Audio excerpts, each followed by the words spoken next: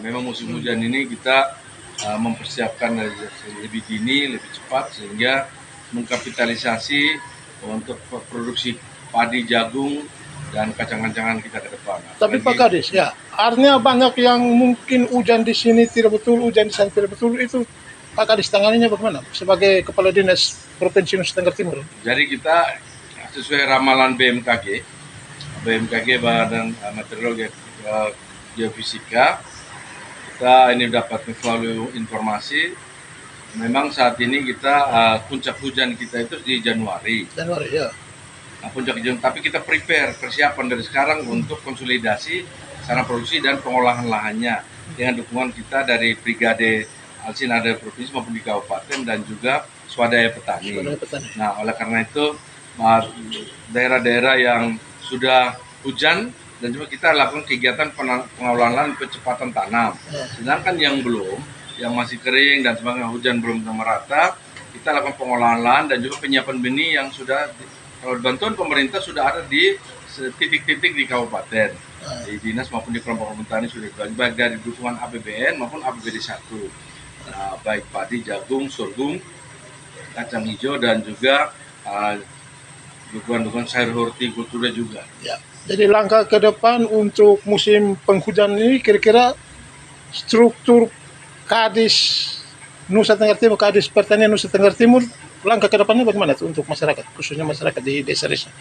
Jadi karena kita sudah siap musim hujan, harapannya para petani kita menyiapkan diri dengan baik dan bersama kolaborasi dengan pemerintah melalui teman-teman penyuluh kita yang ada di lapangan, bersama dengan semua pendamping yang ada di lapangan untuk kita mempersiapkan dengan baik. Kalau sudah waktu hujan dan sebagainya, dengan benih yang tersedia maupun swadaya petani bisa segera menanam. Dan juga masih belum, berarti kita melakukan pengolahan dan persiapan benih, kita jaga baik benihnya supaya benihnya tidak turun dia punya daya tumbuh, daya kecambah sehingga pada waktu hujan bisa tumbuh baik. Dan yang berikut adalah kita mengkapitalisasi ekonomi melalui kegiatan ini.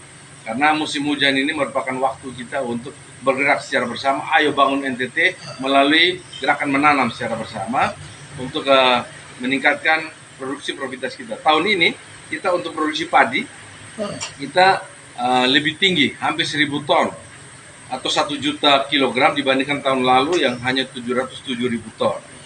Oleh karena itu kita jaga ini sehingga kita menanam di musim hujan sampai tahun depan, mengkapitalisasinya sehingga produksi padi kita bisa lebih baik, demikian juga jagung dan kacang. Tuhan memberkati usaha kita dengan kerja secara kolaboratif. Anda memimpin Kadis Pertanian